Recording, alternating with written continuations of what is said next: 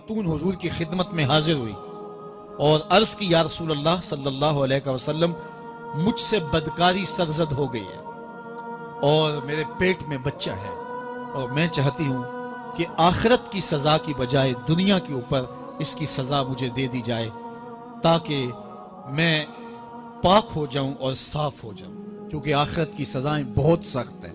اللہ کے محبوب علیہ السلام نے جبریل امین سے ایک دن پوچھا تھا مجھے جہنم کے عذابوں کا ذکر سناؤ، تو عرض کی یا رسول اللہ صلی اللہ علیہ وسلم ہلکا ترین عذاب یہ ہے کہ جہنمی کے پاؤں میں آگ کے جوتے رکھے جائیں گے، باقی اس کے پورے بدن پہ آگ نہیں ہوگی، صرف آگ کے جوتے اس کو پہنائے جائیں گے، لیکن اس کی حدت، گرمی اور شدت اتنی ہوگی یغلی منہما دماغہ، اس کی شدت سے اس کا دماغ پگھل کر ناک اور کانوں کے ذریعے سے باہر آنا شروع ہو جائے گا۔ یہ سب سے ہلکے عذاب کی کیفیت ہے، اور جو عذاب سخت ہیں الیاذ باللہ، اللہ تعالیٰ قرآن مجید میں فرماتا ہے ثم لا يموت فیہا ولا یحیا، اس بڑے عذاب کا ذکر کیا جو جہنمیوں کو دیا جائے گا، فرمایا اس عذاب کی کیفیت یہ ہوگی بندہ نہ جیے گا نہ مرے گا۔ جیے گا اس لیے نہیں کہ آگے اور پیچھے دائیں اور بائیں آگ ہی آگ ہوگی، تو اس آگ میں جینا کو جینا تو نہیں ہوگا، اور مرے گا اس لیے نہیں کہ موت کو موت آ چکی ہوگی۔ تو وہ کتنا سخت عذاب ہوگا الیاذ باللہ کہ ہلکے ترین عذاب کی کیفیت یہ ہے کہ پاؤں میں آگ کا جوتا اور دماغ پگھل کے ناک اور کانوں کے راستے سے باہر آ جائے۔ تو اس نے عرض کی یا رسول اللہ صلی اللہ علیہ وسلم میرے اوپر حد جاری کر دیجئے، اور اس نے کہا کہ میرے پیٹ میں جو ہے وہ بچہ ہے۔ اللہ کے محبوب علیہ السلام نے فرمایا جاؤ جب بچہ پیدا ہو تو پھر آنا۔ وہ چلی گئی، تو جب بچہ پیدا ہوا تو گود میں اٹھائے پھر حضور کی خدمت میں حاضر ہوئے اور عرض کی یا رسول اللہ یہ ہے بچہ جو میں نے گناہ کیا تھا، بدکاری کی تھی، آج یہ اس کی نشانی ہے۔ تو اللہ کے محبوب علیہ السلام نے فرمایا کہ اسے لے جاؤ اور اسے دودھ پلاؤ، اور جب یہ کچھ کھانے پینے لگ جائے گا تو پھر آنا۔ کچھ دنوں کے بعد وہ دوبارہ حاضر ہوئی اور اس نے اس بچے کے ہاتھ میں روٹی کا ٹکڑا دیا ہوا تھا اور عرض کی یا رسول اللہ دیکھ لیجئے اب یہ روٹی کھانے لگ گیا ہے۔ اللہ اکبر۔ تو اللہ کے محبوب نے فرمایا انہیں لے جاؤ اور جا کے انہیں سنگسار کر دو۔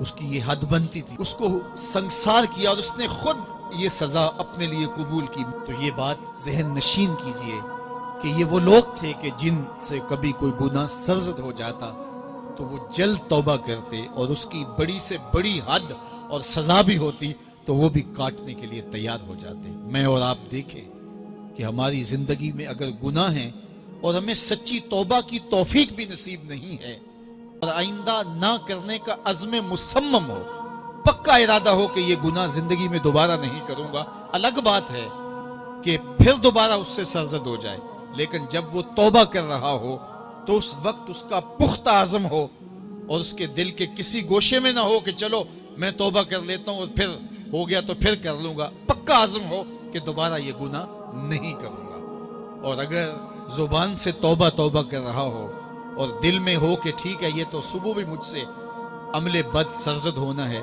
تو اللہ تعالیٰ سے یہ مذاق کرنے والی بات ہے، اور اللہ تعالیٰ سے جو مذاق کرتا ہے وہ کہاں کھڑا ہے وہ خود سوچ لے۔ وہ کیا کسی نے کہا تھا کہ توبہ کی پھر توبہ کی پھر توبہ کر کے توڑ دی، میری اس توبہ پہ توبہ توبہ توبہ کر اٹھی۔ تو ایسی توبہ نہیں ہے کہ جو رسماً کسی مجلس میں چلے گئے، کسی اجتماع میں چلے گئے تو سب لوگوں نے توبہ توبہ کی تو وہ بھی توبہ توبہ کرتا رہا، لیکن اس کا عزم مصمم پختہ ارادہ نہیں تھا گناہوں کو چھوڑنے کا، تو یہ توبہ نہیں، یہ مذاق ہے۔ اس لیے اللہ کے حضور سچی توبہ یہ ہے کہ ماں قبل کے گناہوں سے مٹی کے گھروندے پاؤں پہ بناتا ہے اور انہیں مسمار کر دیتا ہے۔ وہ کبھی آپ نے دیکھا ہوگا کہ بچے ریت میں اپنا پاؤں رکھ کر کے اوپر سے ریت تھپک لیتے ہیں اور پھر پاؤں ہولے سے نکال لیتے ہیں، بچ جائے تو بڑے خوش ہوتے ہیں، اور جب کھیل ختم ہو جاتے ہیں تو اسے گرا دیتے ہیں اپنے ہاتھوں سے۔ بہلول بھی اسی شغل میں لگا ہوا ہے، بہلول یہ کام کر رہا ہے، گروندے بناتا ہے گراتا ہے، گروندے بناتا ہے گراتا ہے۔ بادشاہ گزرا، پوچھا بہلول کیا کر رہے ہو؟ ہنس کے کہا جنت کے مکان بنا رہا ہوں۔ کہا بیچتے ہو؟ ہاں بیچتا ہوں. کتنے کا؟ 10 روپے کا, سیل لگائی ہوئی ہے. بادشاہ مسکرا کے گزر گیا. دیوانہ ہے, مجنوں ہے, اپنی موج میں لگا ہے. پیچھے سے ملکہ زبیدہ بھی آ رہی تھی, اس نے بھی دیکھا. کہا بہلول کیا کر رہے ہو؟ کہا جنت کے مکان بنا رہا ہوں. کہا بیچتے ہو؟ ہاں 10 روپے کا بیچتا ہوں. 10 روپے بادشاہوں کے لیے کیا ہوتے ہیں؟ 10 درہم نکالے, اس کو دیا, اس نے دریائے دجلہ میں پھینک دیا. فقیر اتنی دیر تک فقیر نہیں بنتا. داتا صاحب فرماتے جب تک مٹی کا ڈھیلا اور سونے کی ڈلی اس کی نظر میں برابر نہیں ہو جاتا. اور ایک مکان کے گرد, ایک وہ گھروندے کے گرد دائرہ لگایا. کہا یہ تیرا ہوا. ملکہ گزر گئی, بادشاہ بھی چلا گیا. شام کو اپنے محل میں پہنچے. بادشاہ سویا, منظر جاگا کہ حشر کا دن ہے, پھر جنت کا منظر ہے. جنت میں بڑے بڑے خوبصورت مکان ہیں. ایک مکان تو بڑا ہی اچھا لگا, تو جی چاہا کہ اس مکان کو دیکھوں. تو جب قریب گیا تو دروازے پہ لکھا تھا ملکہ زبیدہ. شوق سے آگے بڑھا تو دربان نے روک دیا. کہا یہ ملکہ کا ہے. کہا وہ میری ہی ملکہ ہے. کہا دنیا کے ضابطے اور ہیں, آخرت کے ضابطے اور ہیں. بادشاہ کی آنکھ کھل گئی, بے چین ہو گیا. ملکہ کو بیدار کیا. کہا تو کون سا نیک عمل کیا ہے؟ میں نے جنت میں تیرا یوں محل دیکھا. ملکہ کہنے لگی وہی معمول کی نمازیں, وہی سب کچھ, کوئی نیا کام تو میں نے کیا نہیں. ہاں یاد آیا, کل گزر رہی تھی, دجلہ کا کنارہ تھا, وہ جسے لوگ مجذوب کہتے ہیں, وہ جو دیوانہ کہلاتا ہے, وہ بہلول, وہ جنت کے محل کہتا تھا, وہ بنا رہا تھا. میں نے کہا چلو کوئی بات نہیں, فقیر ہے, 10 روپے کیا ہوتے ہیں. تو میں نے 10 روپے کا ایک محل خریدا تھا. بادشاہ سر پکڑ کے بیٹھ گیا, وہ تو مجھے بھی کہتا تھا. میں دیوانے کی بات سمجھ کے گزر گیا. اگلے دن بادشاہ قصدن گزرا. جب قصدن گزرا نا تو دل دھڑک رہا تھا کہ کہیں مجذوب پھر آج مل جائے اور اسی موج میں ہو تو کام بن جائے. دیکھا تو بہلول وہاں بیٹھا ہوا ہے. آگے بڑھ کے دیکھا تو کام بھی وہی. بادشاہ پھر رک گیا, پوچھا اب بہلول کیا کر رہے ہو؟ اب دل دھڑک رہا تھا کہ مجذوب ہے, کوئی اور بات کہہ دے تو چلو اچھا ہو کہ وہی جواب دے دے. اس نے وہی جواب دیا, جنت کے محل بنا رہا ہوں. بادشاہ کا کچھ دل ٹھہرا, پھر کہا اچھا بیچتے بھی ہو؟ ہاں ہاں بیچنے کے لیے بنا رہا ہوں. بادشاہ ادھر جیب میں ہاتھ ڈال رہا ہے اور ادھر پوچھ رہا ہے کتنے کا؟ کہا آدھی حکومت لگے گی. کہا کل تو 10 روپے کے بتا رہے تھے. کہا کل تم نے دیکھا نہیں تھا, آج سودا دیکھ کے لے رہے ہو. اللہ تعالیٰ ارشاد فرماتا ہے انما تنذر من اتبع ذکر وخشی الرحمن بالغیب, جو ان ڈٹھے سودے کرتے ہیں, جو بغیر دیکھ کے کرتے ہیں. اچھا چلو ایک خوشخبری میں آپ کو بھی سناؤں, اور وہ خوشخبری رسول اللہ کی زبان سے. حضور نے فرمایا طوبی لمن رآنی وآمن بی وطوبی 7 مرات من لم یرانی وآمن بی. فرمایا صحابہ تمہیں مبارک ہو ایمان کی کہ تم نے مجھے دیکھا اور میرے اوپر ایمان لائے. اور کہا انہیں 7 مبارکیں ہوں جنہوں نے مجھے دیکھا بھی نہیں ہوگا اور پھر بھی ایمان لائیں گے. انما تنذر من اتبع ذکر وخشی الرحمن بالغیب فبشرہ بمغفرۃ واجر کریم. ان کو بشارت دے دیجئے بڑی عزت والے اجر کی اور خوشخبری بھی. تو جس اجر کو میرا رب بھی کریم کہہ رہا ہے وہ اجر کیسا ہوگا. تو یہاں تو لہجہ دم توڑتا ہے اور الفاظ ساتھ نہیں دیتے کہ اجر کریم کی کیا تعریف کریں جس اجر کو میرے رب ہے. لا فضل لعربی علی اعجمی, کسی عربی کو اجمی پر کوئی فضیلت نہیں ہے, اور کسی اجمی کو کسی عربی پر کوئی فضیلت نہیں ہے. کسی گورے کو کالے پر, کسی کالے کو گورے پر کوئی فضیلت نہیں. فضیلت کا معیار صرف تقوی ہے. ہمارے آج بھی ہندوانہ رسمیں ختم نہیں ہو رہی. دولت کی تقسیم پر, امیر غریب کی بنیاد پر اس معاشرے میں تقسیم موجود ہے. ہمارے دیہاتوں میں چودھری اور کمی کی بنیاد پر تقسیم موجود ہے. رعایا اور حکمرانوں کی بنیاد پر یہاں تقسیمیں موجود ہیں.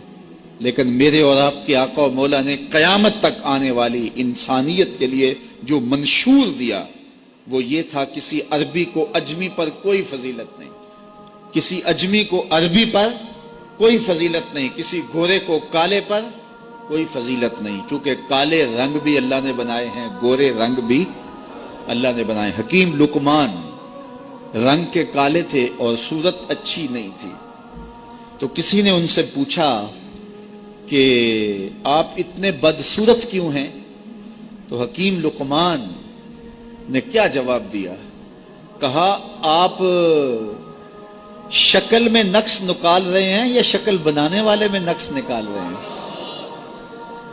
تو وہ خاموش ہو گیا. اللہ اکبر.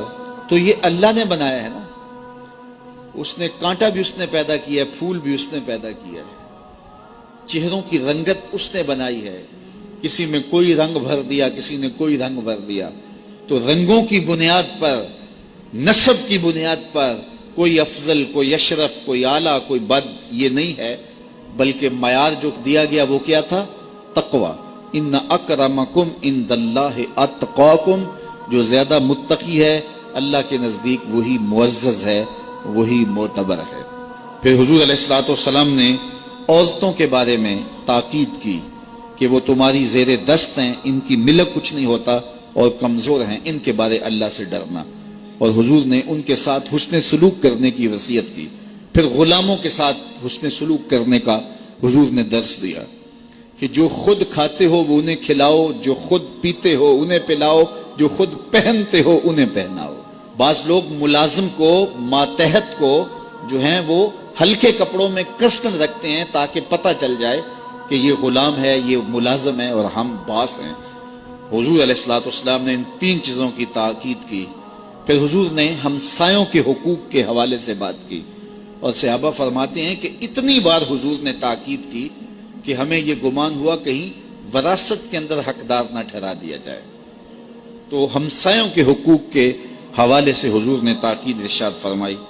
پھر حضور نے 3 باتوں کی تاکید فرمائی. پہلی بات, عمل میں اخلاص پیدا کرو, چونکہ عمل کا خلوص ہی قبولیت کا سبب و ذریعہ ہے. اگر عمل میں خلوص نہیں تو کچھ بھی پلے نہیں ہے. دوسری بات, حاکموں کو وصیت کرنا, جو بادشاہ وقت ہوں, حاکم ہوں, ان کو خیر کی بات کہنا, ان کو بتانا, ان کا قبلہ درست کرنے کی کوشش کرنا, یہ ذمہ داری ہے قوم کے اوپر. تیسری بات کی حضور نے یہ وصیت فرمائی, لزوم و جماعت المسلمین, مسلمانوں کی جماعت سے الگ نہ ہونا, الگ الگ ٹولیوں میں نہ بٹنا, لابیاں نہ بنانا, گروہ بندیاں نہ کرنا, جماعت کے ساتھ جڑ کے رہنا, فرقہ بندی سے بچنا اور جماعت وحدہ کا ساتھ دینا. حضور نے فرمایا اتبعوا السواد الاعظم فانه من شذ شذ فی النار, جو بڑی جماعت ہے, سواد اعظم ہے, ان کے ساتھ رہنا, جو ان سے بچھڑ گیا وہ جہنم میں ڈالا جائے گا. در ماہی دا چھوڑی ناہی, نہیں تے ہو جاویں گا روگی, جیڑی بکری اجڑوں وچھڑی او بگیاڑا جوگی. اس لیے لزوم و جماعت المسلمین, مسلمانوں کی جماعت کے ساتھ قائم رہنا. پھر حضور علیہ الصلوۃ والسلام نے فرمایا, اے امت مسلمہ, میں تمہیں لاوارث نہیں چھوڑ کے جا رہا ہوں, میں تمہارے اندر 2 بھاری چیزیں چھوڑ کے جا رہا ہوں, اور اگر تم ان کو مضبوطی سے تھام لوگے میں ضمانت دیتا ہوں تم کبھی بھی گمراہ نہیں ہوگے. ایک اللہ کی